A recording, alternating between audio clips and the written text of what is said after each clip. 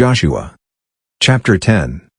Now when Adonizedek king of Jerusalem heard how Joshua had taken Ai, and had utterly destroyed it, as he had done to Jericho and her king, so he had done to Ai and her king, and how the inhabitants of Gibeon had made peace with Israel, and were among them.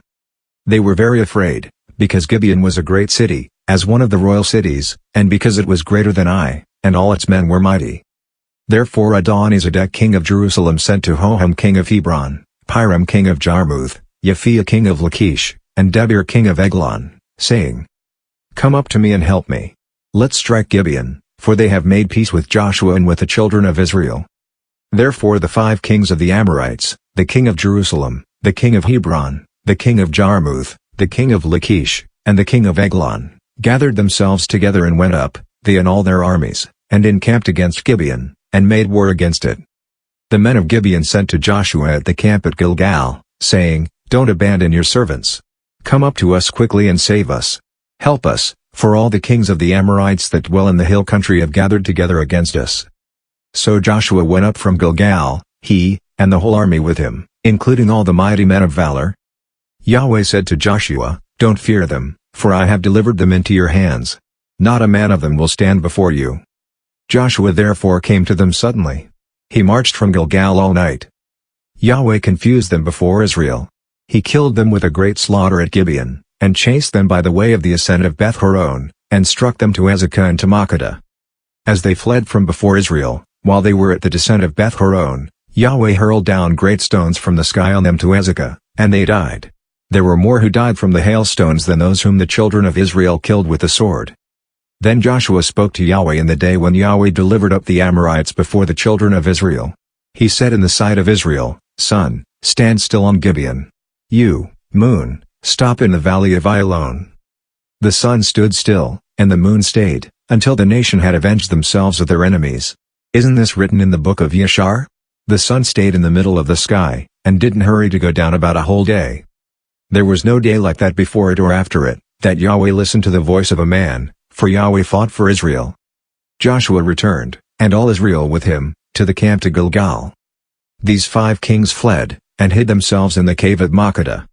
Joshua was told, saying, The 5 kings have been found, hidden in the cave at Makkedah. Joshua said, Roll large stones to cover the cave's entrance, and set men by it to guard them.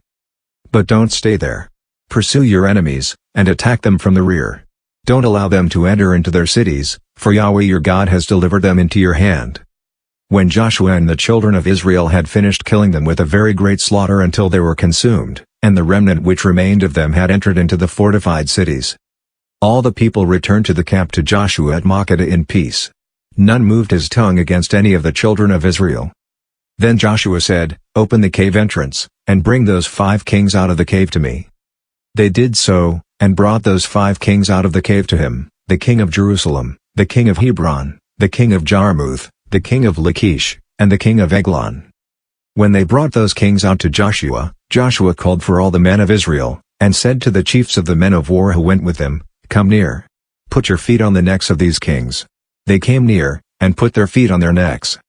Joshua said to them, Don't be afraid, nor be dismayed. Be strong and courageous, for Yahweh will do this to all your enemies against whom you fight. Afterward Joshua struck them, put them to death, and hanged them on 5 trees. They were hanging on the trees until the evening. At the time of the going down of the sun, Joshua commanded, and they took them down off the trees, and threw them into the cave in which they had hidden themselves, and laid great stones on the mouth of the cave, which remain to this very day.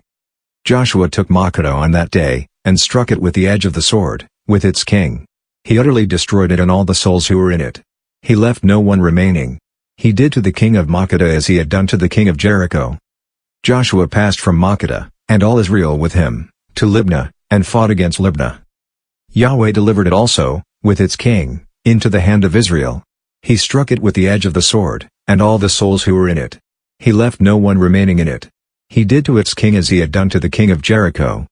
Joshua passed from Libnah, and all Israel with him, to Lachish, and encamped against it, and fought against it. Yahweh delivered Lachish into the hand of Israel. He took it on the 2nd day, and struck it with the edge of the sword, with all the souls who were in it, according to all that he had done to Libnah. Then Horam king of Gezer came up to help Lachish, and Joshua struck him and his people, until he had left him no one remaining. Joshua passed from Lachish, and all Israel with him, to Eglon, and they encamped against it and fought against it. They took it on that day, and struck it with the edge of the sword. He utterly destroyed all the souls who were in it that day, according to all that he had done to Lachish. Joshua went up from Eglon, and all Israel with him, to Hebron, and they fought against it. They took it, and struck it with the edge of the sword, with its king and all its cities, and all the souls who were in it. He left no one remaining, according to all that he had done to Eglon, but he utterly destroyed it, and all the souls who were in it. Joshua returned, and all Israel with him, to Debir, and fought against it. He took it, with its king and all its cities. They struck them with the edge of the sword, and utterly destroyed all the souls who were in it. He left no one remaining. As he had done to Hebron, so he did to Debir, and to its king, as he had done also to Libnah, and to its king.